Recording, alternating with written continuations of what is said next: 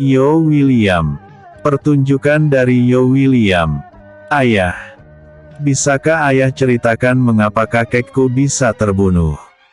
Tanya Yo setelah agak lama dia termenung. Ayah tidak tahu persis seperti apa perjalanan mendiang kakekmu. Sebaiknya kau tanyakan saja kepada kakek Drakomu. Mereka berdua adalah sahabat sejak kecil. Seperti kaki dan sendal. Kemana-mana beriringan. Kata Jerry. Mendengar perkataan ayahnya itu, Yo pun langsung memandang ke arah Draco dengan ekspresi wajah meminta penjelasan. Baiklah, baiklah, baiklah. Kakek akan menceritakan kepadamu. Walaupun ini akan membuat luka lama di hati ini kembali berdarah. Kata Draco lalu memulai kisahnya. Kakekmu bernama Wilson William. Seorang tuan muda yang sangat jenius. Kau bayangkan saja. Ketika dia berusia lebih muda dari dirimu, dia sudah menjadi seorang CEO di restoran dan hotel mutiara di Metro City. Ketika dia berumur seusia denganmu, dia telah menjadi pebisnis yang sangat diperhitungkan. Ini karena dia mampu mendapatkan izin untuk sebuah perusahaan pertambangan timah dan batu bara. Tentunya masih atas nama kakek uyutmu yaitu William King. Sejak saat itu, nama kakekmu terus melambung tinggi. Puncak dari kehebohan yang melanda Metro City adalah ketika dia berhasil memenangkan tender proyek untuk pembangunan sebuah hotel bintang 6 di Megatown. Ketika itu usianya baru 17 tahun. Kata Draco. Wah, hebat sekali kakekku itu. Kata Yo William dengan takjub. Lebih hebat lagi karena dia berhasil mengalahkan nama-nama besar lainnya seperti Leon Smith, Aaron Patrick, Ramendra, Jason Walker serta banyak lagi yang lainnya. Karena berbagai persaingan yang selalu dimenangkan oleh mendiang kakekmu itu, membuat orang lain merasa iri. Hingga tercetuslah ide untuk membunuh kakekmu dan itu berhasil mereka lakukan setelah kembali dari rumah sakit. Saat itu ayahmu baru saja berumur 1 hari. Draco lalu tertunduk sejenak. Tanpa terasa air matanya mengalir dan menetes satu persatu di lantai marmer ruangan itu. Boleh aku tahu siapa orang yang membunuh kakekku itu?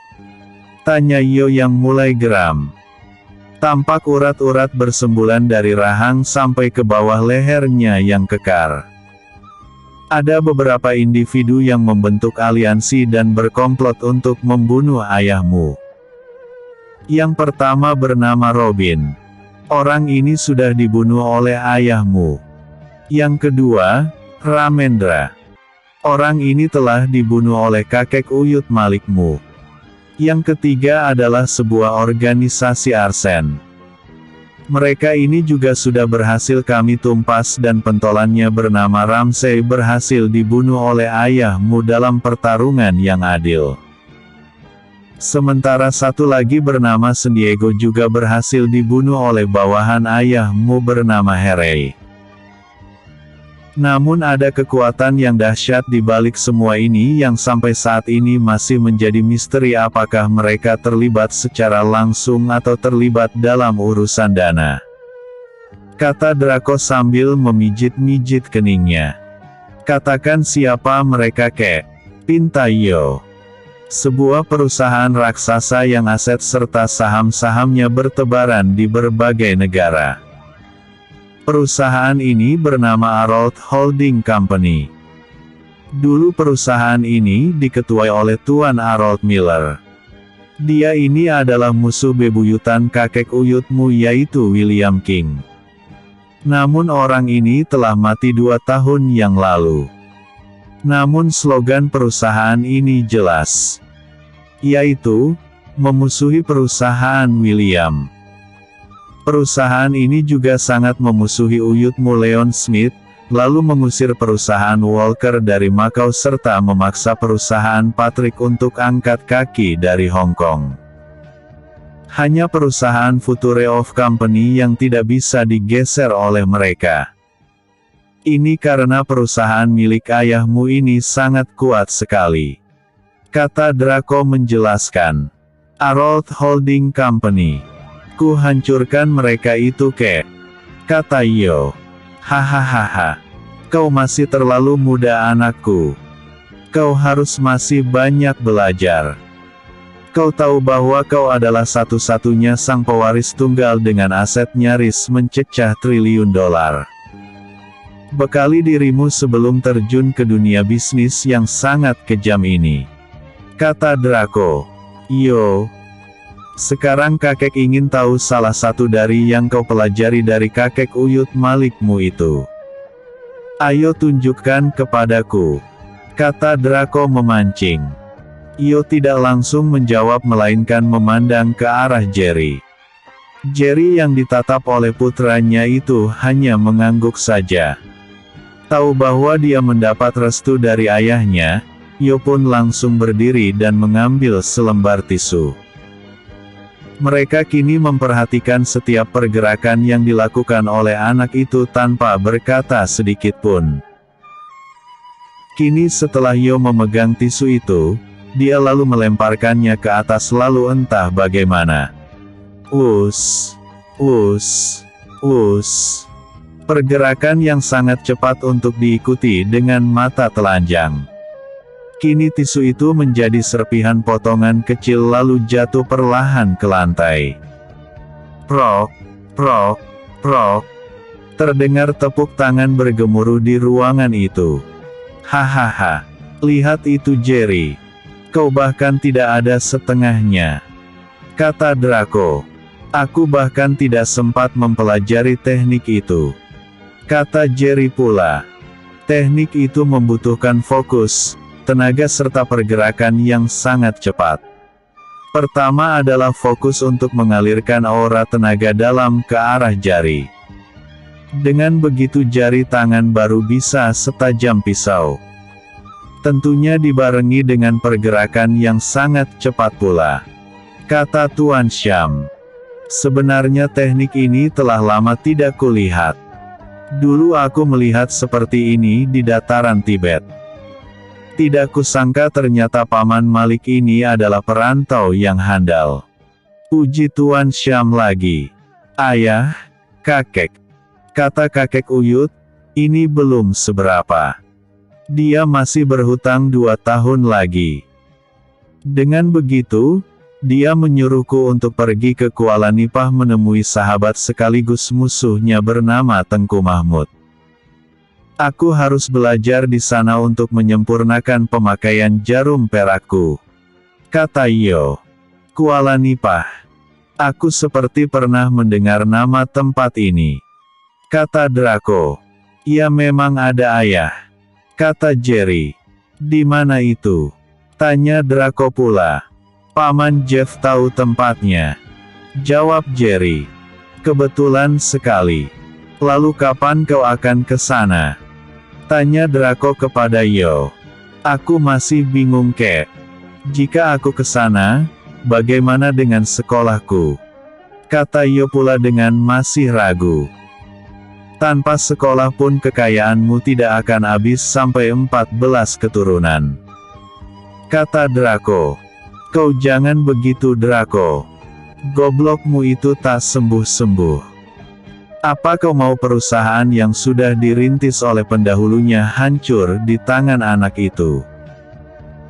Bantah Tuan Syam membuat Draco berulang kali menamparkan mulutnya sendiri. Yo, ayah akan mengurus paspor pelajar untukmu.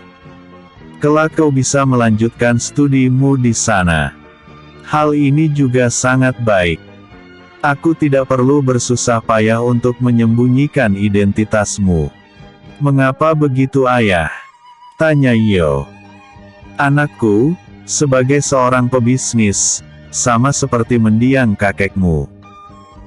Ayah juga memiliki musuh di mana-mana yang menginginkan keluarga kita ini hancur. Oleh karena itu, ayah tidak ingin kau menjadi korban dari persaingan ini. Mengerti? Tanya Jerry. Yo mengerti ayah. Tapi, tidak ada tapi-tapian. Kau masih muda.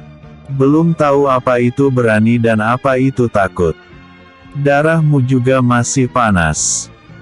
Ayah takut dengan ilmumu yang sejengkal itu, kau malah mencoba untuk mengukur dalamnya lautan.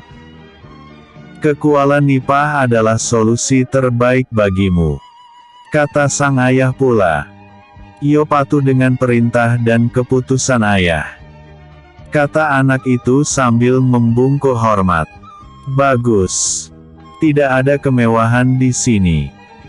Kau harus sama seperti Yo yang ketika dirawat dan dididik oleh kakek uyutmu. Mengerti. Mengerti ayah. Jawab anak itu.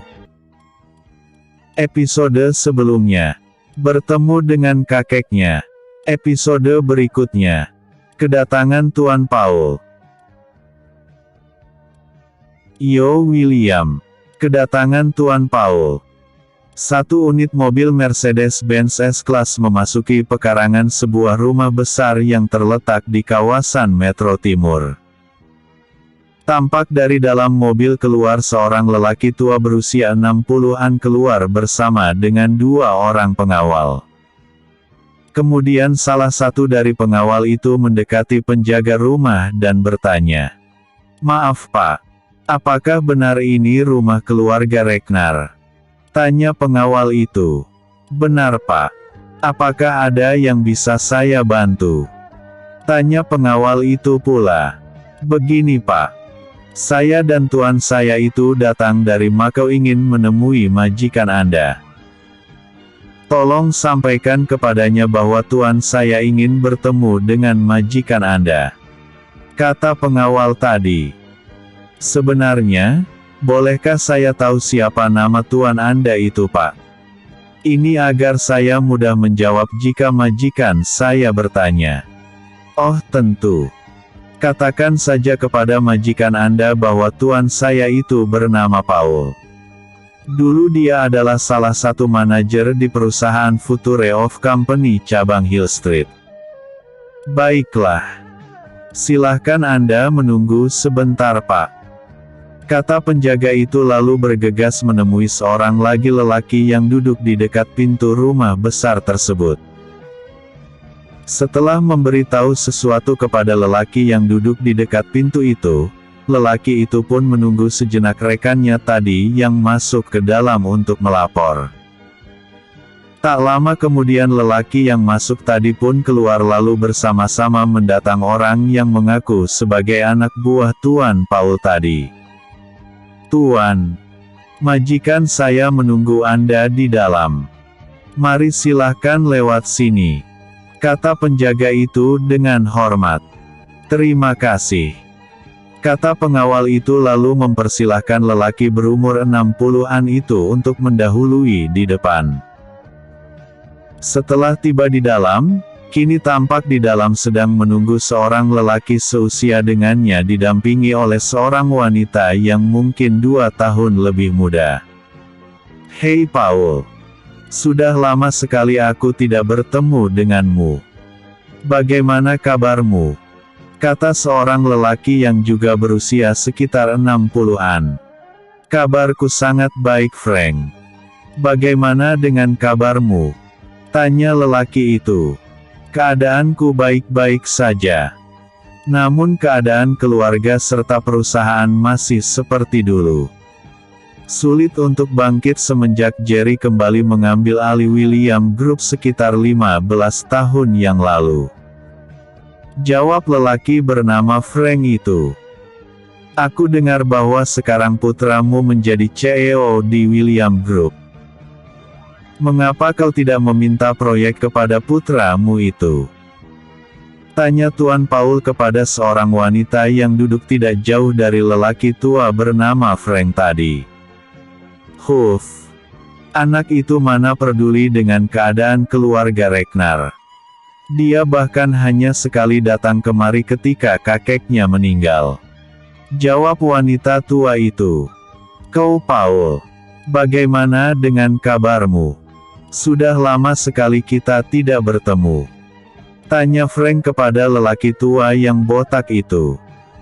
Kau tahu semenjak aku dipenjara oleh Jerry, aku sudah tidak punya muka lagi untuk tinggal di negara ini.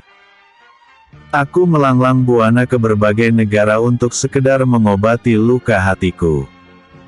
Kau tahu, istriku sakit lalu meninggal tak lama setelah putraku Anton dikabarkan tewas dalam sebuah kecelakaan di Metro City. Aku benar-benar hancur dan terpuruk hingga aku bertemu dengan Tuan Tiger. Dia mempertemukan aku kepada seorang pemilik perusahaan bernama Arold Holding Company. Sejak saat itu, kehidupanku berubah. Kata Tuan Paul menceritakan kisah perjalanan hidupnya setelah bebas dari penjara Star Hill. Wah, beruntung sekali kau Paul. Keluarga kami bahkan semakin tahun semakin terpuruk. Kata wanita itu. Diana, kedatanganku kemari justru ingin mengajakmu dan kakakmu ini untuk bekerja sama. Kata Tuan Paul. Maksudmu? Tanya wanita yang dipanggil dengan nama Diana itu. Begini Diana. Aku saat ini menjabat sebagai presiden di salah satu anak perusahaan Arold Holding Company di Hong Kong yang bergerak di bidang konstruksi, perhotelan dan kasino. Wah, ternyata kami sekarang sedang berhadapan dengan seorang presiden di salah satu perusahaan terbesar di dunia.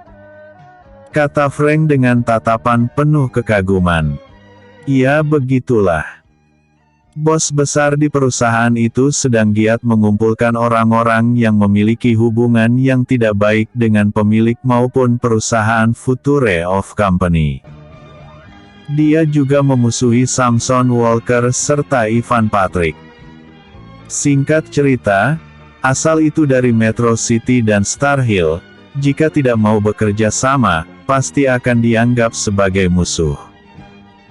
Kata Tuan Paul pula. Jadi maksud kedatanganmu ke rumah kami ini? Ya tentu saja ingin mengajak kalian bekerja sama. Sebagai langkah awal dari kerjasama kita, aku akan memberikan proyek pembangunan kasino besar yang terletak di Megatown kepada kalian. Ingat Frank, proyek ini bernilai puluhan juta dolar.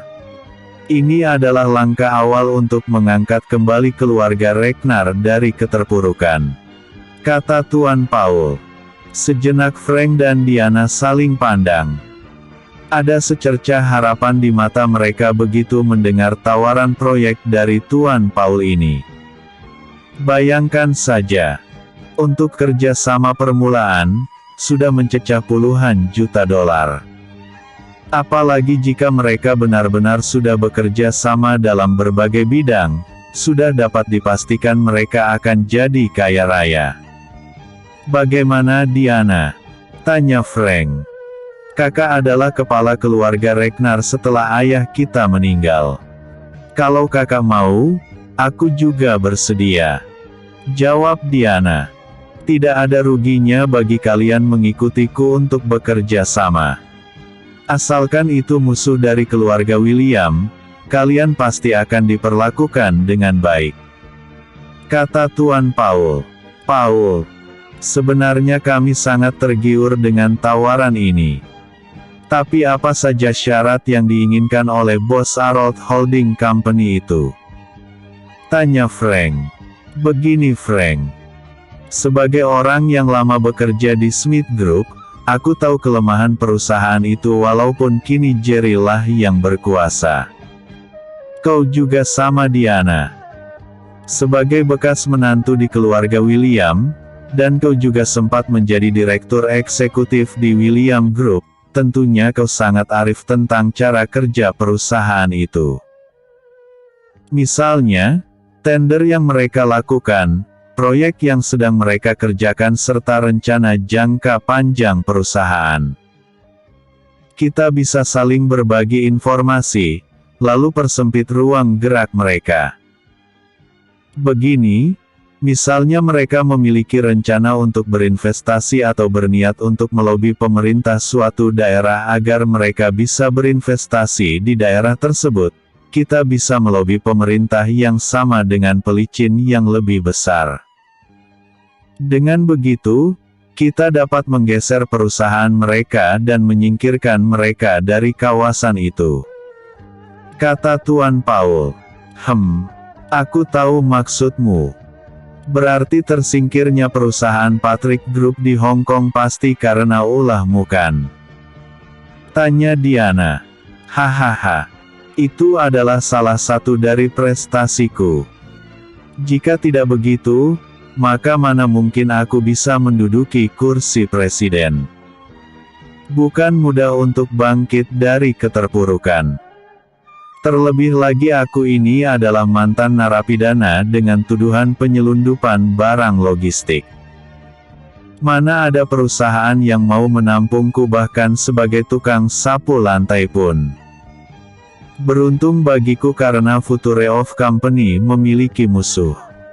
Kata Tuan Paul. Baiklah Paul. Kami menerima ajakan kerjasama darimu ini.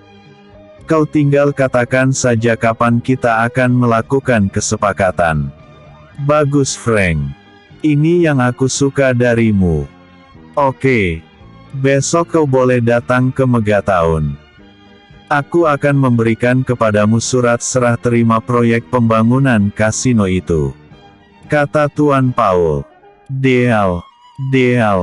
Mereka lalu bersalaman. Setelah Tuan Paul pergi meninggalkan mereka, tampak Frank berkali-kali menghembuskan nafas lega. Mungkin inilah awal mula kebangkitan keluarga Ragnar. Katanya. Aku hanya termotivasi untuk menghancurkan Jerry Williams serta Kenny anak yang tak tahu diri itu. Sabar Diana. Waktunya akan tiba. Kata Frank lalu bangkit dan berlalu meninggalkan ruang tamu tersebut. Episode sebelumnya. Pertunjukan dari Yo William. Episode berikutnya. Berangkat ke Kuala Nipah. Yo William. Berangkat ke Kuala Nipah. Tuan muda, ini paspor dan visa pelajar Anda telah selesai. Tampak seorang lelaki tua dengan rambutnya yang sudah memiliki dua warna namun gondrong itu menghampiri seorang pemuda berusia 15 tahun yang sedang latihan. Oh, iya kakek Jeff. Terima kasih. Maaf karena sudah merepotkan Anda. Kata pemuda belia itu sambil tersenyum. Bicara apa Anda ini tuan muda? Suatu kebanggaan buat saya bisa membantu Anda. Kata lelaki tua yang dipanggil kakek Jeff oleh pemuda itu. Oh ya. Kapan rencana tuan muda untuk berangkat ke Kuala Nipah itu? Secepatnya kek. Mungkin besok atau lusa. Aku tidak bisa menunda lagi. Banyak urusan yang harus aku kerjakan setelah tiba di sana. Mudah-mudahan sahabat kakek uyutku itu bisa membantuku untuk mendaftar sebagai siswa di sana. Kata pemuda itu. Apakah tuan muda ingin surat rekomendasi atau surat pindah sekolah? Jika iya, saya akan mengaturnya. Kata kakek Jeff pula. Apa bisa? Mountain Slope sangat jauh kek. Aku harus kembali dulu ke sana untuk meminta surat pindah sekolah. Itu pekerjaan yang sangat remeh, tuan muda. Saya akan mengurus seolah-olah Anda mendapat beasiswa dan direkomendasikan untuk belajar di luar negeri. Wah, kakek Jeff ternyata hebat. Kata pemuda itu dengan wajah sangat gembira. Saya akan mengurus semuanya untuk Anda tuan muda. Anda tenang saja. Kata kakek Jeff lalu bergegas pergi meninggalkan pemuda belia itu. Tepat ketika Jeff pergi meninggalkannya di bagian belakang rumah sederhana di Star Housing itu, Kini dia pun melangkah memasuki rumah tersebut berniat memberitahu kepada ayahnya bahwa pasportnya sudah siap. "Ayah, kakek Jeff tadi mengantarkan ini kepadaku. Katanya aku bisa berangkat kapan saja. Bagaimana menurut ayah?" tanya anak itu. Bagus juga. Semakin cepat semakin baik. Kau akan kembali setelah 3 tahun. Kelak setelah kau selesai belajar, ayah akan menempatkanmu di Garden Hill untuk mengurus kafe dan restoran milik ayah di sana. Kata lelaki setengah baya itu. "Lalu, apa lagi yang dikatakan oleh kakek Jeffmu?" tanya lelaki setengah baya itu. Kakek Jeff bilang, dia harus mengurus surat-surat pindah sekolah. Bahkan katanya dia akan membuat seolah-olah aku mendapat beasiswa untuk melanjutkan sekolah ke luar negeri. Itu tidak sulit, kata lelaki itu. Yo, kau harus ingat. Begitu tiba di sana nanti, utamakan mencari sahabat. Hindari permusuhan. Karena akan selalu merasa kurang walaupun memiliki 1000 sahabat. Namun akan sangat menguras pikiran jika memiliki musuh walaupun 1 orang saja. Ingat pesan ayah, kata lelaki setengah baya itu. Yo akan selalu mengingat pesan ayah, kata pemuda belia itu. Sekarang kau berkemas. Jangan lupa, kalung giok naga dan harimaumu harus kau bawa. Ada ayah. Kalung ini tidak pernah berpisah dariku. Kakek Uyut juga selalu marah jika aku melepaskannya. Tapi yang masih menjadi tanda tanyaku adalah, seberharga apa kalung ini ayah? Tanya Yo penasaran. Jangan tanyakan tentang kalung itu. Kau belum cukup dewasa. Kelak kau akan tahu apa arti dari kalung itu ketika kau sudah cukup mampu untuk mengemban satu tugas dariku. Sekarang berkemaslah. Besok kau harus sudah berangkat. Yo, menuruti perintah ayah, kata anak itu lalu bergegas memasuki kamarnya. Tiba di kamar, hal pertama yang diambil oleh anak itu adalah sebuah peti kayu yang tidak begitu besar. Dia menatap peti kayu itu lalu mengelus dan menciumnya dengan penuh kasih sayang. Kakek Uyut, besok mungkin aku sudah akan pergi menemui sahabatmu di Kuala Nipah.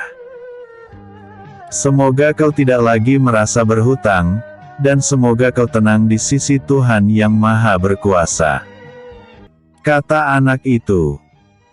Tidak terasa air matanya menetes ketika mengingat kebersamaannya bersama dengan kakek Malik selama 14 tahun ini. Lama dia menangis tanpa suara hingga akhirnya anak itu pun tertidur. Bandara Internasional Starhill. Mobil butut Volvo terseok-seok menuju ke Bandara Internasional di Starhill ini. Dari dalam kendaraan, keluar sepasang suami istri setengah baya dengan memakai masker, kemudian disusul dengan seorang pemuda belia dan seorang lagi lelaki tua berusia hampir 60-an. Mereka lalu saling berpelukan dan kemudian kedua anak dan lelaki tua tadi pun melangkah mendekati pos pemeriksaan. Sepasang suami istri itu hanya melihat saja kepergian 2 orang beda usia itu melewati pos pemeriksaan lalu bergegas menuju ke arah pesawat yang hari ini akan berangkat menuju Bandara Internasional Kuala Namu. Baru 3 hari bersama, sudah harus berpisah lagi. Terdengar keluhan dari wanita setengah baya itu sambil mengiringi kepergian kedua orang itu dengan lambaian tangan. Kau sedih Clara? Tanya lelaki memakai masker itu. Ibu yang mana yang tidak sedih harus berpisah dengan anak yang hanya satu-satunya itu? Jawab wanita setengah baya bernama Clara itu. Clara, ini baik untuk putra kita. Lebih baik menangis sekarang daripada menangis selama-lamanya karena dia tidak tahu apa-apa. Hari ini kita bersedih. Aku juga bersedih karena Yo bukan hanya anakmu. Dia adalah anak kita. Dia anak Future of Company. Dia anak Dragon Empire. Dia juga anak Tiger Sham. Beban di pundaknya lebih berat daripada beban yang aku pukul sekitar 16 tahun yang lalu. Jika dia tidak memiliki kemampuan, maka semuanya akan runtuh dalam sekejap saja. Sebenarnya apa yang terjadi, Kak? Mengapa kau begitu seperti ketakutan ketika Yo kembali ke rumah bersama kita? Tanya Clara. Clara, jalan ceritanya sama seperti mendiang ayahku dulu. Saat ini kekuatan besar sedang bersiap-siap untuk menerkam Metro City. Aku menduga semuanya akan berawal dari Megaton. Ini karena, perusahaan milik Ivan di Hong Kong sudah tergusur dari negara itu. Aku juga merasa heran. Ini karena setiap tawaran investasi serta beberapa kesepakatan yang tinggal menunggu proses saja tiba-tiba buntu di tengah jalan. Beberapa investor juga menarik minat mereka terhadap perusahaan kita yang berada di Macau. Aku curiga ini ada hubungannya dengan slogan anti Metro City dari Arold Holding Company. Saat ini, hanya Future Steel Company saja yang bebas bergerak kemana-mana. Karena perusahaan itu tidak berasal dari negara ini. Itulah sebabnya mengapa aku mengasingkan Yo secepatnya ke luar negeri. Hal ini akan sangat membantu. Pelan tapi pasti aku akan memindahkan semua aset perusahaan atas namanya sehingga dapat mengelabui musuh. Mereka pasti akan mengira bahwa perusahaan yang dipimpinnya nanti berasal dari Indonesia, bukan dari Metro City. Kata lelaki setengah baya itu menjelaskan. Obrolan antara suami dan istri itu pun berhenti ketika mereka melihat pesawat terbang mulai bergerak untuk lepas landas. Terlihat tatapan kosong dari sepasang suami istri itu melihat pesawat terbang yang semakin menghilang dari pandangan. Ayo kita pulang sayang. Ajak lelaki itu. Mereka pun lalu memasuki mobil butut itu lalu bergerak menuju ke Star Housing. Tiba di Star Housing, mereka berdua lalu menukar mobil mereka dengan Pagani Huayra kemudian berangkat menuju Mountain Lotus. Episode sebelumnya. Kedatangan Tuan Paul. Episode berikutnya. Kesepakatan Tuan Paul dan keluarga Ragnar. Mobil Volvo CC90 bergerak pelan menuju kompleks real estate di Megaton dan berhenti di salah satu rumah yang cukup besar. Dari dalam kini tampak seorang lelaki berusia di atas 60-an dan seorang wanita yang berumur sedikit di bawah lelaki tadi. Mereka berdua ini adalah Frank Ragnar dengan adik perempuannya yaitu Diana Ragnar.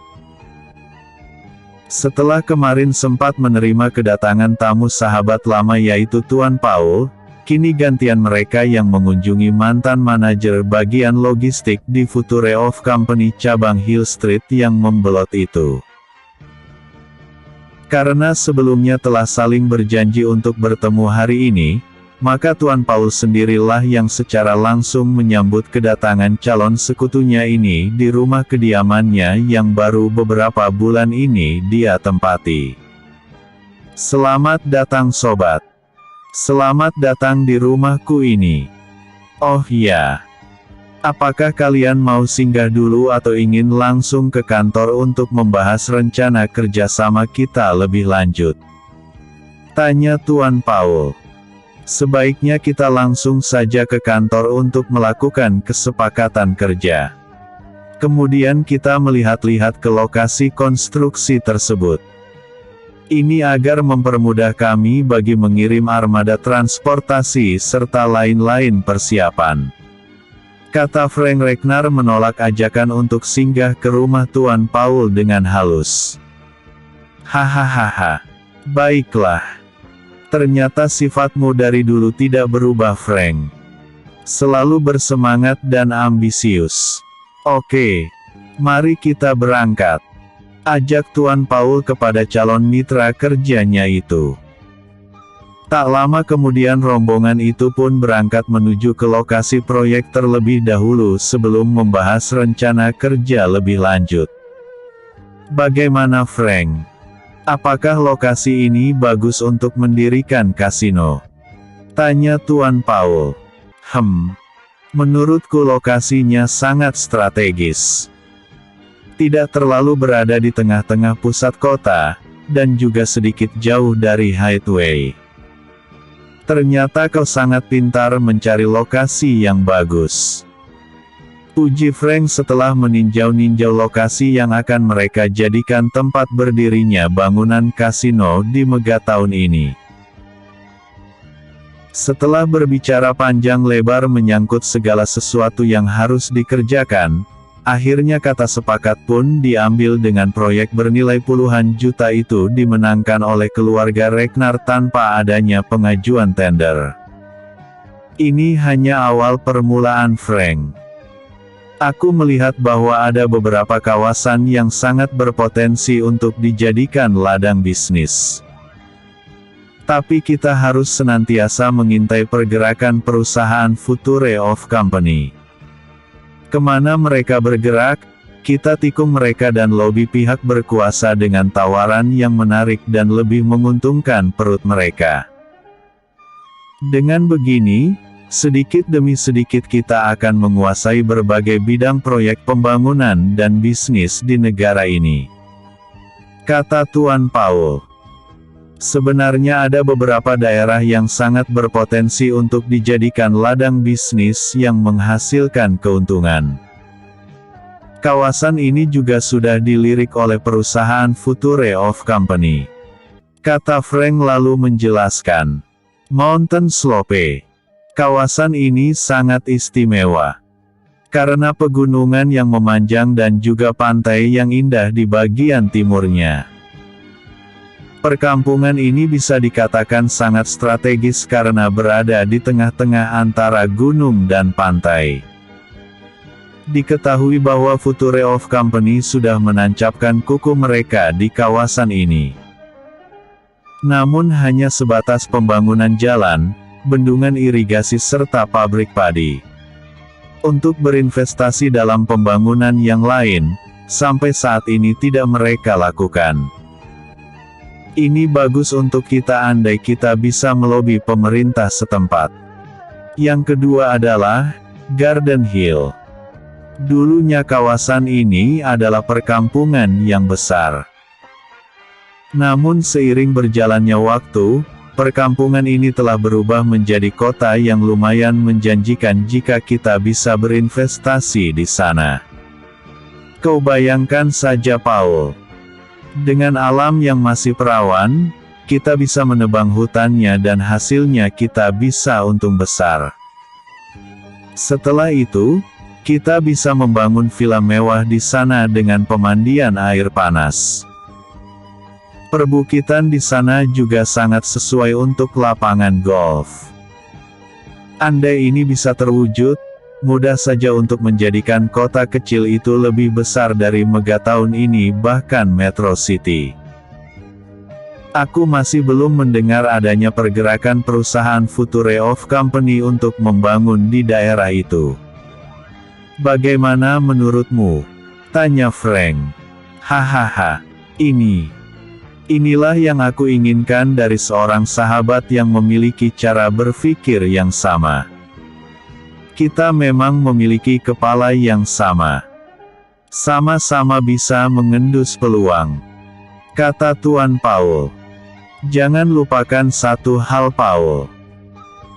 Kita memiliki musuh yang sama, yaitu Jerry William dan perusahaan Future of Company miliknya yang semakin tahun bertambah besar.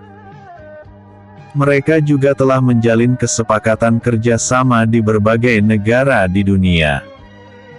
Kata Frank mengingatkan, memang tidak mudah untuk melawan Future of Company ini. Aku tahu betul seperti apa mereka yang berada di dalam perusahaan itu. Barry, Ronald, Austin, Isa, Thompson, Raven, Ricardo, dan manajer Olive bersama pembantunya Alin sangat setia dan juga sangat kompeten dalam bidangnya masing-masing. Kita memang tidak cukup kuat untuk melawan mereka. Namun misi kita bukan menghancurkan perusahaan itu. Misi kita adalah merintis jalan dan membuka ruang bagi Arold Holding Company untuk memasuki dunia bisnis di negara ini setelah terusir lebih dari 50 tahun karena bergabungnya 4 naga dari Metro City. Kini naga itu sudah sekarat dan yang tinggal hanya generasi penerusnya saja.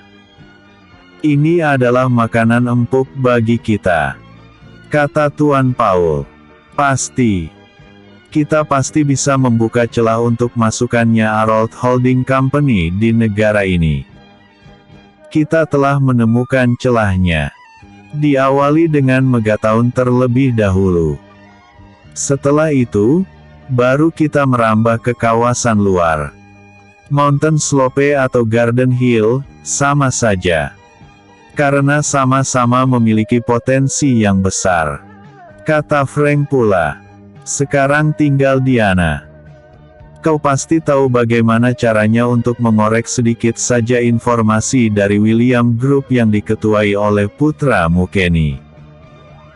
Walaupun bocoran itu hanya sekecil lubang jarum, itu akan sangat berguna untuk kita. Kata Tuan Paul pula. Mendengar ini, Diana sedikit mengeluh dalam hatinya. Namun dia memaksa untuk tersenyum. Baginya, sangat sulit untuk mendekati putranya itu. Ini karena putranya tidak lagi mempercayainya. Hubungan mereka hanya sebatas anak dan ibu. Tapi di bidang pekerjaan, Kenny selalu menghindar darinya. Benar Diana. Kenny adalah putramu. Kau pasti tahu bagaimana caranya menjinakkan anak itu. Kata Frank pula. Baiklah. Aku akan mencoba. Namun perlu kalian ingat. Aku tidak menjamin bahwa ini akan berhasil. Untuk menemui dirinya saja, saat ini sangat sulit. Dia terus menghindar dariku selama 15 tahun ini. Kata Diana. Kau pasti bisa Diana. Pasti ada cara. Kita cukup mengetahui saja kemana arah perusahaan yang dia pimpin akan bergerak. Setelah itu, wus, wus, wus. Kita tikung mereka di tengah jalan. Kata Tuan Paul yang dibalas dengan tawa oleh Frank. Hanya Diana yang tidak tertawa. Karena saat ini dia juga sedang memutar otak bagaimana caranya supaya bisa mendekati putranya yang selalu menghindar itu. Episode sebelumnya. Berangkat ke Kuala Nipah. Episode berikutnya. Rapat mendadak. Yo William. Rapat mendadak. Tuan Besar. Saya mendapat kabar dari anak buah Dragon Empire yang tersebar di berbagai daerah bahwa saat ini mantan manajer Anda yang berkhianat, yaitu Tuan Paul telah tiba di Megatown beberapa waktu lalu. Tampak lelaki berusia sekitar 40-an sedang melaporkan berita yang dia dapat dari anak buahnya. Sementara itu seorang lelaki yang seusia dengannya yang dia panggil dengan sebutan Tuan Besar itu hanya mengangguk saja. Apakah ada pergerakan dari pengkhianat ini yang diketahui oleh anak buahmu? Tanya Tuan Besar itu. Ada Tuan. Saat ini orang yang bernama Paul itu sedang bernegosiasi dengan keluarga Ragnar untuk sebuah kerjasama pembangunan kasino di Megatown. Jawab lelaki yang memiliki kulit sedikit agak gelap itu. Keluarga Ragnar. Kata lelaki yang dipanggil Tuan Besar itu tiba-tiba saja bangkit dari kursinya. Benar Tuan Besar. Menurut informasi yang saya dapatkan, mereka juga sedang mengendus pulang dari berbagai tempat untuk melakukan investigasi. Yang pastinya, jauh dari jangkauan ataupun yang belum dirambah oleh perusahaan Future of Company. Jawab lelaki itu. Baiklah. Black. Atur akan buahmu untuk terus memata-matai mereka. Aku akan mengatur beberapa orang kepercayaan untuk disusupkan dalam perusahaan mereka. Aku ingin tahu, siapa dalang di balik perusahaan Paul ini. Tidak mungkin dia bisa bangkit walaupun dia memiliki tabungan yang banyak karena seluruh aset miliknya telah dibekukan. Pasti ada yang menggendong Paul ini. Baik Tuan Besar. Saya akan mengerahkan beberapa lagi anak buah saya. Jangan tunda lagi. Secepatnya atur. Sekali lagi aku harus berurusan dengan pengkhianat. Kata lelaki setengah baya itu. Jika begitu, saya mohon diri dulu. Kata lelaki yang dipanggil Black itu sambil memberi hormat sebelum berlalu. Setelah lelaki berkulit sedikit gelap itu pergi, lelaki setengah baya yang dipanggil dengan sebutan Tuan Besar itu lalu mengeluarkan ponselnya dan mengirim pesan suara. Daniel. Segera beritahu kepada semua staf bahwa aku akan mengadakan rapat mendadak hari ini di Mountain Lotus. Lalu dia mengklik tanda kirim. Tak lama kemudian di ponselnya tertera pesan balasan singkat dengan hanya 2 huruf yaitu, "Oke." Kemudian Tuan Besar itu langsung bergegas menuju ke mobil Pagani Huayra miliknya dengan tujuan untuk berangkat ke Mountain Lotus. Puluhan pengawal dengan mengendarai BMW kini mengiringi keberangkatan Tuan Besar itu menuju ke Mountain Lotus. Iring-iringan mobil mewah itu tiba di depan hotel teratai dan langsung menuju ke ruangan parkir bawah tanah. Setelah memasuki ruangan lift khusus, kini Tuan Besar itu tiba di lantai paling atas di hotel teratai tersebut lalu segera keluar dari mobilnya kemudian langsung menuju ke ruangan yang sangat luas di tingkat paling atas hotel tersebut. Begitu dia memasuki ruangan itu, kini semua yang telah tiba di ruangan itu semuanya langsung berdiri. "Selamat datang Tuan Besar," kata mereka bersamaan. "Terima kasih dan silahkan kalian untuk duduk kembali," kata lelaki setengah baya itu. "Tuan Besar, sebelumnya mohon maaf jika saya harus bertanya. Sebenarnya ada apa sehingga Tuan Besar mengadakan rapat mendadak begini?" tanya seorang lelaki berusia di atas 60-an. "Tuan Barry, Paman Ronald, Ryan, Daniel, Rico serta kalian semua yang berada di sini. Sebelum kita memulai rapat ini, mungkin ada di antara kalian yang bertanya-tanya dalam hati mengapa aku meminta kalian untuk hadir dalam rapat kali ini. Begini. Aku baru saja mendapat kabar dari orang-orang Dragon Empire bahwa Paul, mantan manajer bagian logistik yang tertangkap basah berkhianat kepada perusahaan telah kembali ke Megatown dengan kekuatan baru. Paul ini juga sudah melakukan kesepakatan kerja sama dengan keluarga Ragnar dalam proyek pembangunan kasino di Megatown. Itulah sebabnya mengapa aku mengadakan rapat mendadak ini," kata lelaki 40-an itu. Mendengar nama Paul ini, semua orang yang berada di ruangan itu menjadi terkejut. Bagi mereka, mustahil Paul bisa bangkit setelah beberapa tahun di penjara. Siapa yang akan percaya kepada mantan narapidana? Selain di penjara, Paul juga diketahui harus membayar puluhan juta dolar sebagai kompensasi atas penyelewengannya terhadap perusahaan, serta seluruh aset miliknya telah dibekukan oleh Jerry William. Inilah yang membuat mereka sangat merasa heran. Mustahil Paul bisa bangkit kembali. Kata mereka, ini tidak mungkin. Pasti ada kekuatan besar di balik semua ini. Jikapun ada, pastilah orang ini memiliki hubungan yang tidak baik dengan perusahaan Future of Company atau Smith dan William Group. Bisik-bisik pun terjadi.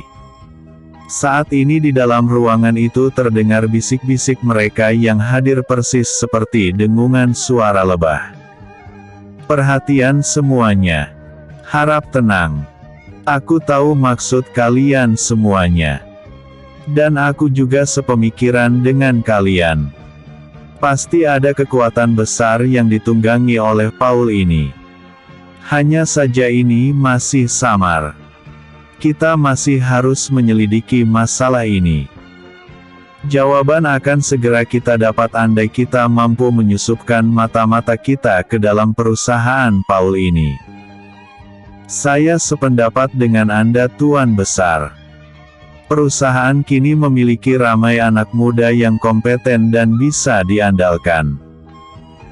Kalau menurut saya, kata Tuan Barry setelah agak lama berpikir, ini pasti ada hubungannya dengan Fardy. Aku menduga bahwa kekuatan yang sama ada di belakang Paul ini. Maksud Anda adalah Arold Holding Company? Tanya Tuan Besar itu. Benar. Dugaanku, pasti perusahaan ini. Aku menduga bahwa ini hanya permulaan saja. Tujuan mereka pasti lebih besar dari sekedar membangun kasino. Kata Tuan Barry. Seperti yang kita ketahui, bahwa 15 tahun yang lalu Fardy juga seperti itu. Namun kali ini sedikit lebih berbahaya karena Paul ini mantan manajer di perusahaan ini. Kata Ryan lalu melanjutkan. Dugaanku adalah, mereka ingin membuka jalan bagi perusahaan itu. Sejujurnya aku telah melakukan riset tentang perusahaan ini di mana pendiri perusahaan itu adalah musuh bebuyutan 4 naga di Metro City ini. Hanya Ramendra lah yang tidak memusuhi orang ini. Bagiku, kau harus bergerak cepat, Jerry. Jangan biarkan mereka melakukan investigasi di Mountain Slope, Garden Hill dan kawasan lainnya seperti Lagon Park. Menurutmu, langkah apa yang harus kita ambil? Tanya Tuan Besar itu. Seperti yang kau lakukan di Country Home dulu. Beli tanah mereka di sana. Ini akan menjadi alasan untuk berhadapan langsung dengan perusahaan yang mendalangi Paul ini andai mereka jadi melakukan investasi di sana. Kata Rico. Masuk akal juga. Kata Tuan Besar itu. Baiklah. Kita berbagi tugas. Aku memiliki rumah dan tanah seluas 10 hektare di Garden Hill. Selain itu, aku juga memiliki sebuah kafe dan restoran mini di sana. Dengan begitu, aku perintahkan kepada Ryan untuk membeli tanah hutan meliputi gubuk kakek Malik terus menyeberang ke sungai. Berapapun mereka jual, maka tampung dan buat atas nama perusahaan. Siapapun yang ingin menggarap tanah milik perusahaan, diperbolehkan dengan 1/4 hasil adalah milik kita selain menjual hasil panen mereka ke perusahaan milik kita yang ada di sana. Tuan Barry bersama Daniel berangkat ke Lagon Park dan lobi pemerintah setempat untuk membeli tanah di sana seluas yang bisa mereka jual. Sedangkan aku bersama dengan Clara akan berangkat ke Garden Hill. Kebetulan anak dari mendiang kepada desa yaitu Albert Junior adalah sahabatku. Kata Tuan Besar itu. Baiklah. Semua sudah disepakati. Ingat, tujuan utama kita adalah mencari gara-gara dengan perusahaan ini. Sejengkal tanah milik kita jika mereka langgar, bisa menjadi pencetus peperangan. Persiapkan diri kalian. Pertempuran ini pasti terjadi. Jika tidak sekarang, mungkin di zaman Yo William nanti. Cepat atau lambat, pasti akan terjadi. Kami mengerti Tuan Besar, kata mereka bersamaan. Besok semuanya berangkat ke tempat tujuan masing-masing. Dengan ini, saya Jerry William menutup pertemuan ini. Setelah itu, lelaki setengah baya itu pun meninggalkan ruangan itu sambil dikawal oleh puluhan bodyguard. Episode sebelumnya. Kesepakatan Tuan Paul dan keluarga Ragnar. Episode berikutnya. Tiba di Kuala Nipah.